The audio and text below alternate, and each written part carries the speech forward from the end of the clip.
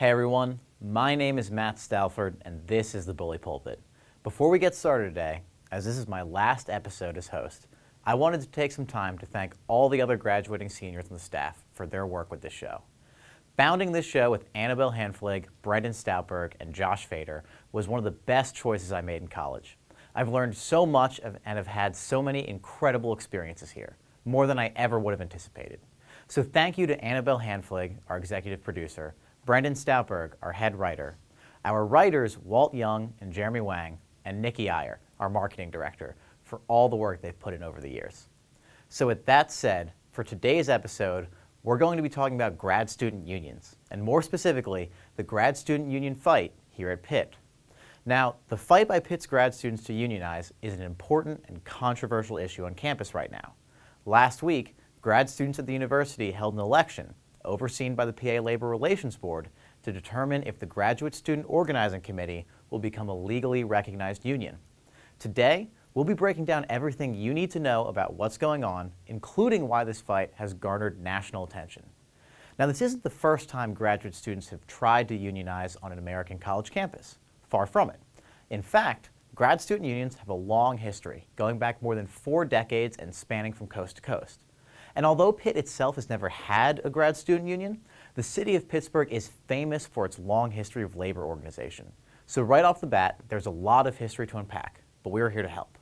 So first, let's take a step back. What is a grad student union? At its core, a union is simply a group of workers who band together to negotiate with their employer or industry.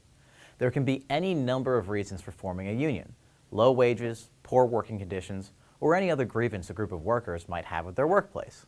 Additionally, it's important to note that the existence of a union doesn't necessarily imply that there is a problem.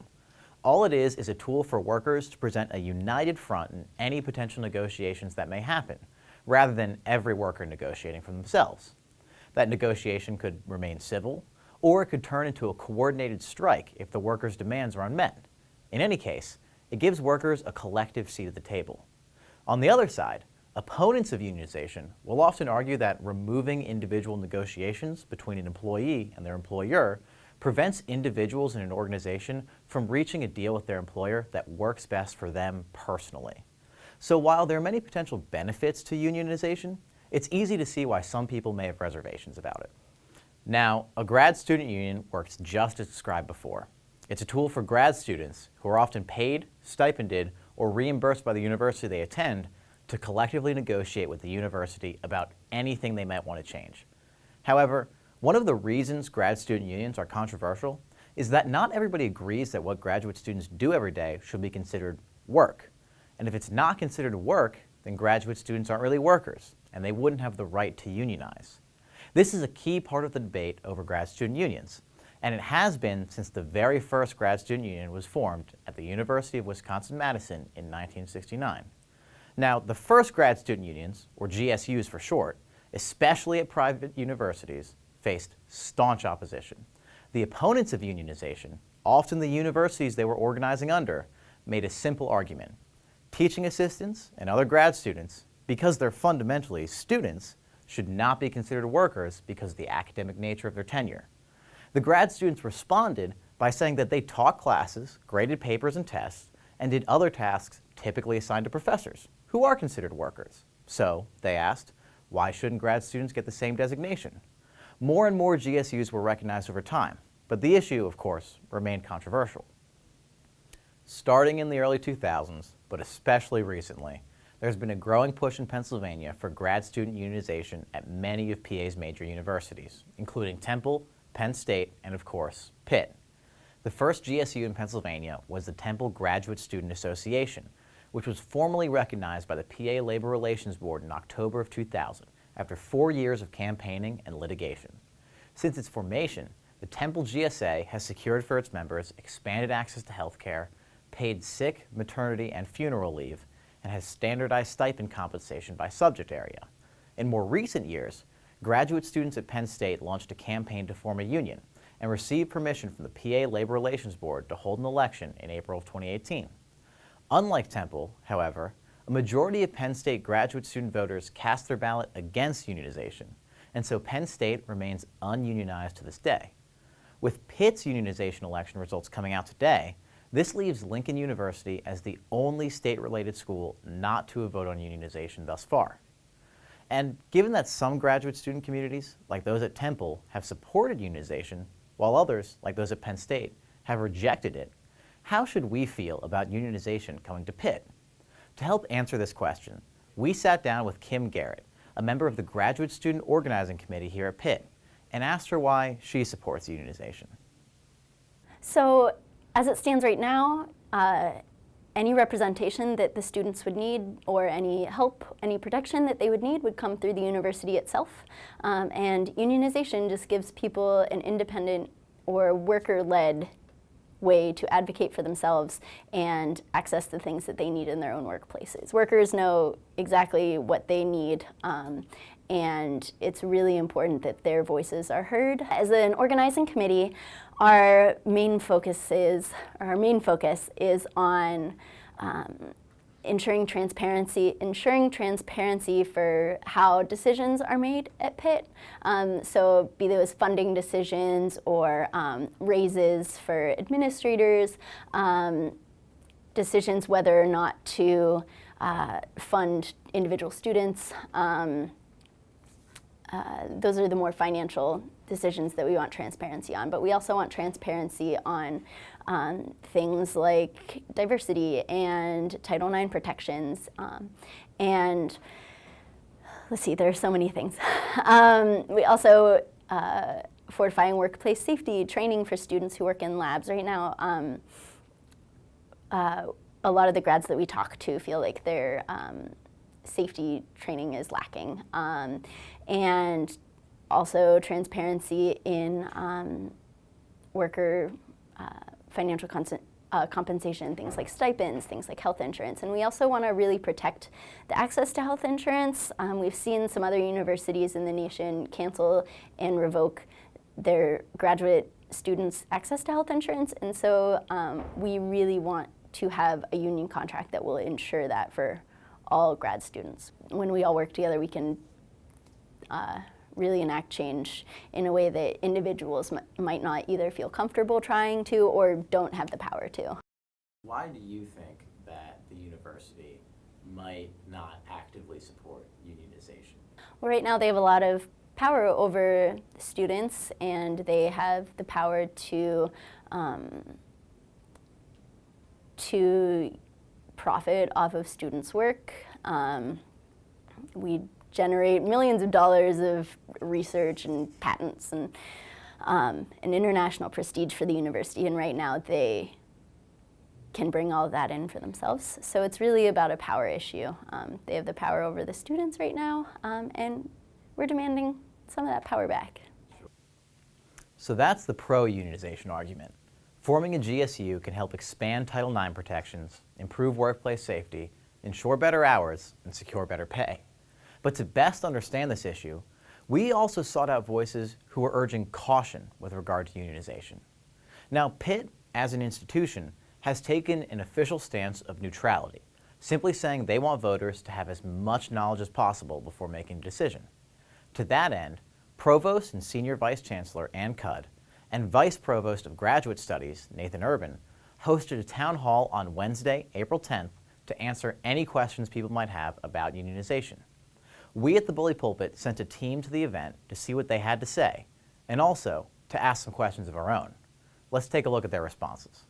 As the provost, I'm very much committed to a harassment-free workplace, a harassment-free environmental or educational environment, and I, give you my word that I will at least do my best to make sure that claims are fairly investigated, promptly investigated, and that any violators are held to account in whatever ways is appropriate given their, whether they're a student or faculty member. Why do you think that grad students feel that unionization is necessary?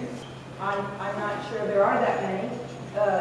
We'll see from the vote. I think that, there is a general divisiveness in the political culture today, and I think that that's no doubt part of what's going on here. It's being reflected in the move to both to unionize, but also to set up an adversarial relationship. Several emails, apparently, that have been sent out have talked about how the union contract could level stipends or maximize the amount of hours students can work. Are those kinds of things that the administration is planning to put in any kind of contract? Contract negotiations are clearly way down the road, and it would depend on what each side is proposing, because those are, the kinds of things that come out of contract negotiations. I'm not here to tell you what to do. I'm here to tell you what I think, and to also make sure that you understand that I'm really trying to do the best that I can to bring about a harassment-free environment and an educational environment, one that's very positive for the graduate students as a whole and in each of their specific circumstances. And that's where I find it hard to believe that this union could help.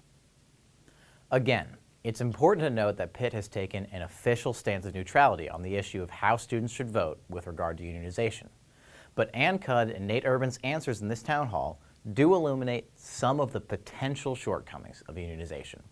The biggest potential concern some grad students might have was mentioned by Nate Urban when he offered the example of Temple's GSU having standardized stipend compensation into 3 tiers for all of its members.